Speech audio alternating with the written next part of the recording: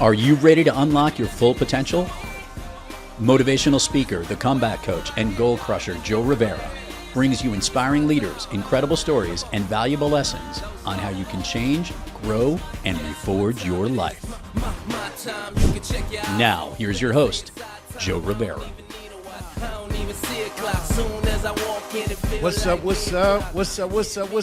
What's going on, everybody? Welcome to the Reforge Your Life show with Joe Rivera. I'm your host, Joe Rivera. And here at the Reforge Your Life show, we like to show you that the comeback is more than possible. And today, I'm super excited about bringing my guest onto the show today. He's a legendary sports exec, a friend of mine. He's the chairman of the Napoleon Hill Institute. And man, he was the inspiration behind the Jerry Maguire movie that I'm sure most of you have watched. Dave Meltzer, man, welcome to the show. Thank you so much for coming through, brother. Thank you, Joe. It's such a pleasure to be on here and have an opportunity to share with your community. Man, thank you so much again. And Dave, look, I've heard your story, and I'm sure there's people in the audience who have heard it also, but there's some who haven't, and I can't tell it anywhere as close as you can. So I'd love for you to share your story with the audience. I was born in three different worlds.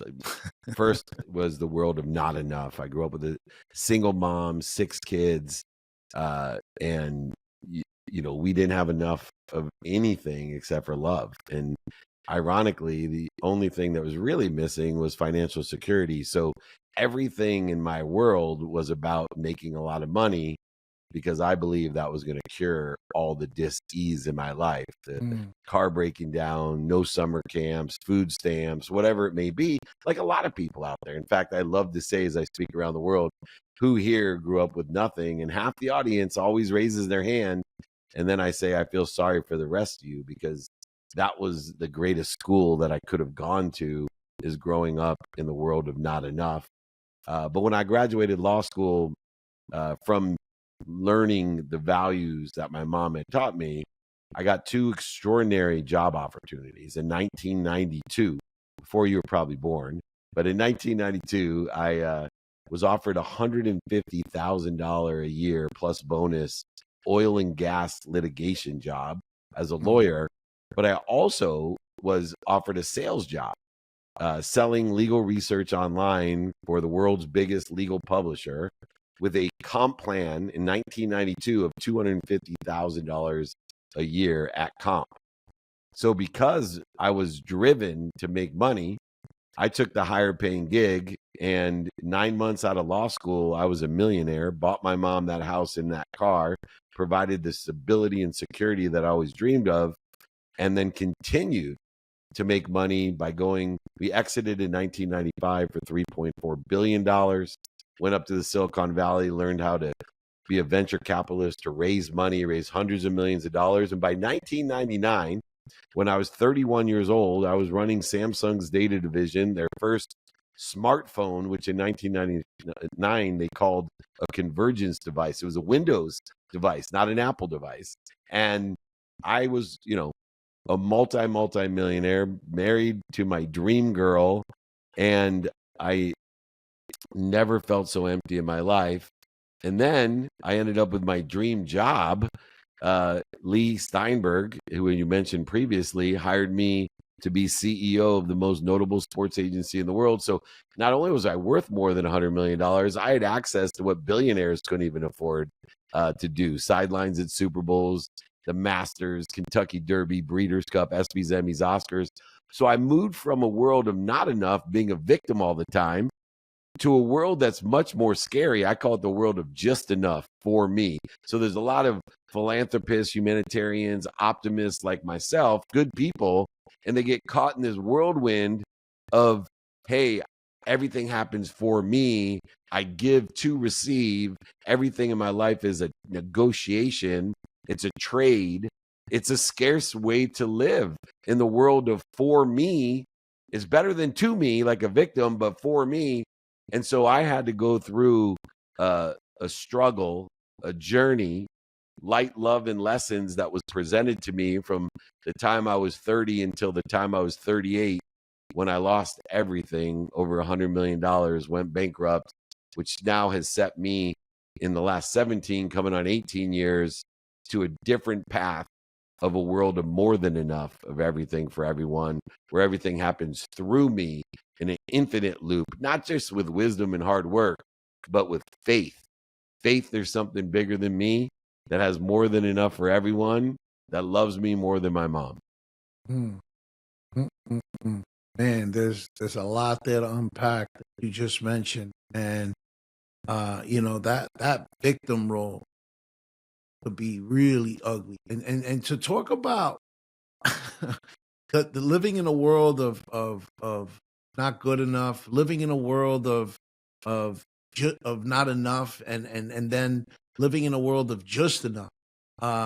Let's touch on those two before we get on Sure. to the third one. But that victim mentality that you had in the not enough stage, and even in just enough, how did that translate over to, once you lost over 100 fucking million dollars?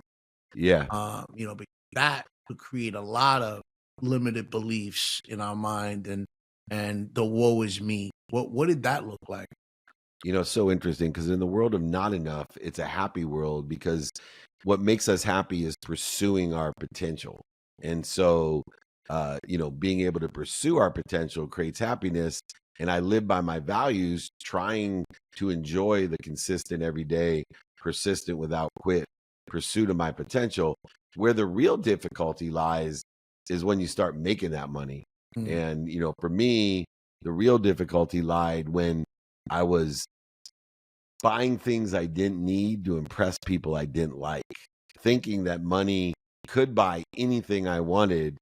And when I realized it doesn't, and I realized that you need to stick to and take stock in who you were and what you want to become at all times.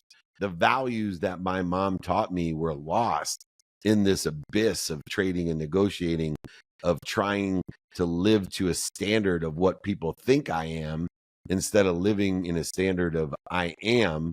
What am I doing to interfere with it? And so in the transition from being a victim of, pursuing your potential, to thinking that you've reached your potential, where you're empty, there's nothing left because you have more money than you ever dreamed of, and you think money is the true source of happiness and love. These are the lessons that I learned in order to transition or transform, taking stock in who I was and what I wanted to become, and getting rid of this huge energy gap that exists, especially for children today, between this is what I want people to think I am versus this is what I am. In fact, mm, when I lost everything, my wife gave me warning, was going to leave me, telling me I wasn't taking stock in who I was. She actually said to me, David, what if your mom knew who you really were? What if your mom knew the shit I knew about you? And it broke my heart. It led me on a different journey. And I will tell you, one of the proudest moments of my entire life, and I've been blessed, as you know, to have extraordinary jobs, ventures, and awards, everything you can imagine.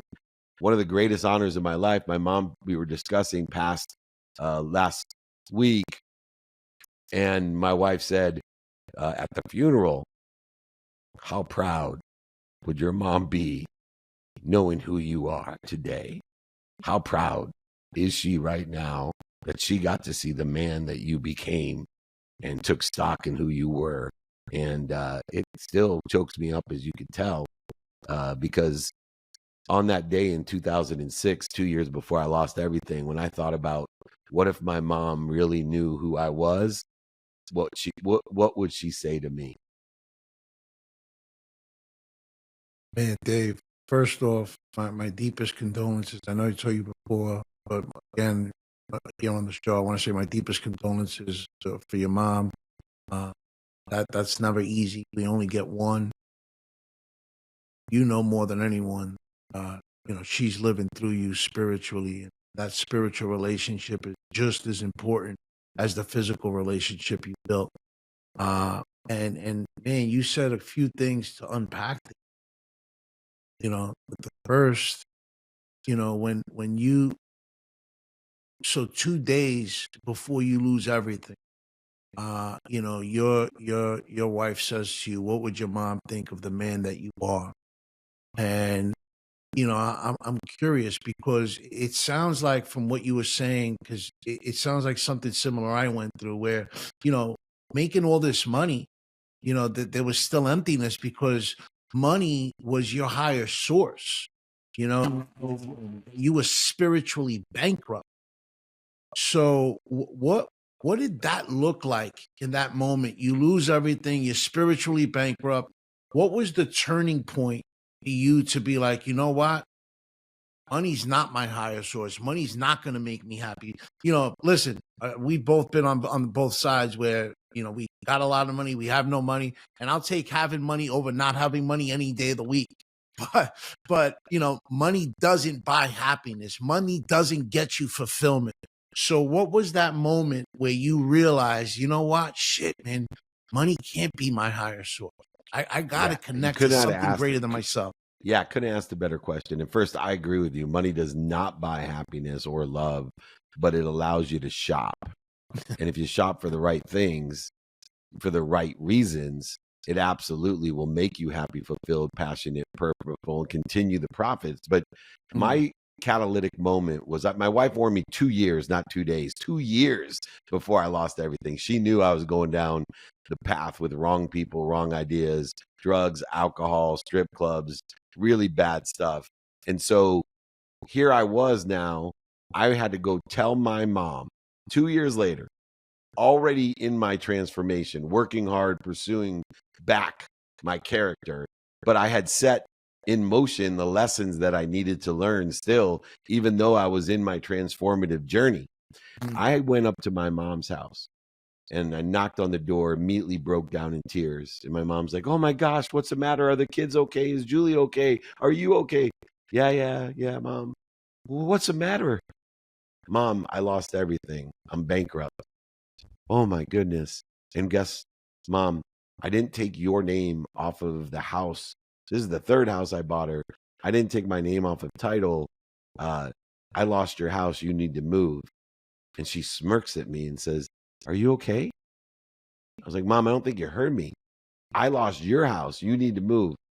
Oh, you need money? Mom, I'm not sure you're listening. I'm crying. I'm not sure, Mom. I swear, I've lost your house. Can't you hear me? I don't know why I'm being punished, Mom. She said, punished? I said, Mom, I know you taught me these values, but I don't believe in God. And my mom said to me, completely aligned with your question, son, and was smirking, not even upset that she had to move out of the house. She said, son, you believe in God. You just believe in the wrong God. And that was the moment, man. That was the moment I said, there's going to be something bigger than me that loves me, protects me, promotes me, and perfects me, even when there's no evidence, even when the evidence is contrary to where I think I should be or want to be. Even in those times, like the darkest days of telling your mom you lost your house when that was the only reason you wanted to be rich, I said to myself, there is something bigger than me that loves me, protects me, promotes me, and perfects me more than my mom. And I'm going to live in faith for the rest of my life. And I started to ignore the evidence, ignore the contrary evidence, and just do the right thing and be a kind person. I always did my best, but now I was going to learn lessons from the detours, and I was going to live in the divine direction, in divine time, allow everything to come my way. And that's how I've made back and make more money, help more people, and have more fun than I ever have.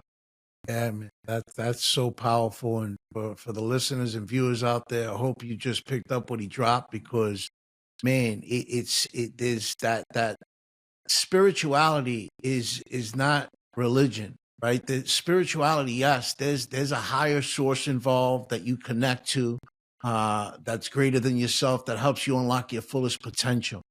And being able to build that relationship and have that as your higher source is vital to your success because, man, you could have all this money in the world, but you could end up being spiritually bankrupt.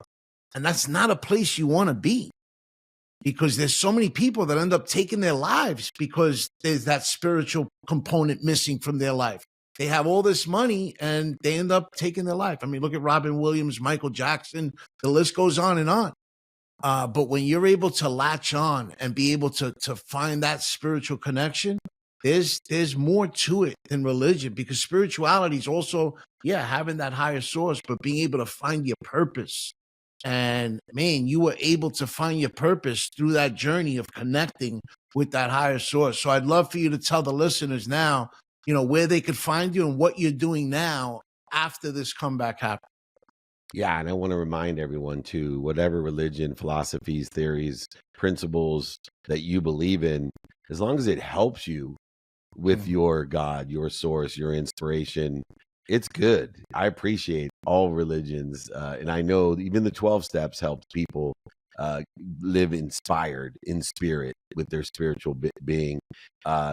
If you want to learn about this stuff, I have a private networking group of thousands of people that want to help each other and know people that help each other.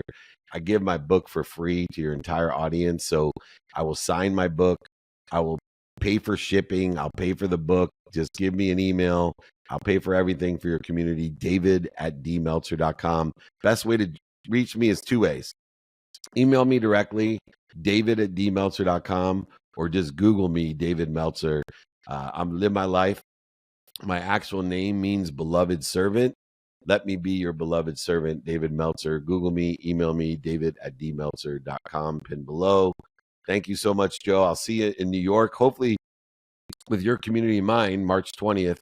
Come and see us. We're in 200 cities a year. I'd love to see you. Thank you. Absolutely, man. Thank you. And before you run it, there's just a couple of questions that I ask all my guests. Number one, what brings your spirit alive? So my non-negotiable behaviors bring my spirit alive. 90% of all of the exponentiality in divine direction comes from a minimum amount of time on my sleep, my health, my family, my finance, the study of faith, relativity, and time. It's about 12 hours of my day, including my sleep. That leaves me half the day of awake time for variant behavior, but that's what gets me going. I live in I am. I'm constantly trying to figure out what I'm doing to interfere with it. Man, living in I am, so important, so powerful, man. And Dave, when you hear the word purpose, what comes to mind? Enjoying the consistent, everyday, persistent, without quit pursuit of my potential, not other people, what they think, not what's missing, not what I don't have, but what I am. So if you enjoy the consistent, persistent pursuit of your potential, you will have greater purpose than any pain that presents itself. Every detour will be divine, your direction divine, and it will come in divine time. And the 3 P's, persistent pursuit of your purpose. Love that. And the last one is, when you hear the word reforge, Dave, what comes to mind? For me, believe it or not, it's a pre-prioritization, a prioritization, and a post-prioritization, or a reprioritization of what's most important to you in your divine direction. That is how we reforge, is through prioritization, prioritization, and reprioritization in the alignment of where you want to be or better. Yes, man. Gotta be in alignment for sure, Dave. And if there's one person out there right now that's struggling, because there is someone out there and they don't know how to reforge their life, they don't have the tools in front of them, what's one piece of advice you could give them? This is to everybody. Ask for help. Come on, Fastest man. way to get to where you want to be is find someone that's already there, ask them for help, and then pull up a seat to help somebody else when you're in a better position, when you've moved tables. So please ask for help, David@dmeltzer.com. Awesome, man. Dave, thank you so much for coming through today, Brandon. I knew you were going to bring the energy, the knowledge, and you exceeded the expectations as usual, brother. Thank you again for coming through, man. See everybody soon, David@dmeltzer.com. Thanks, Joe. Thank you. And everybody listening, thank y'all for listening. Thank you for watching. And listen, do me the favor that I always ask for. There's somebody out there today that's struggling. and they don't know how to have their bounce back. They don't know how to create their to reforge their life because they don't have the tools and they're not watching this episode. So all I ask is for you to LFSS, like, follow, share, and subscribe. Share the episode, man. It could save somebody's life, save somebody's business, save their relationship. Stay productive, stay profitable, and stay blessed. Thank you.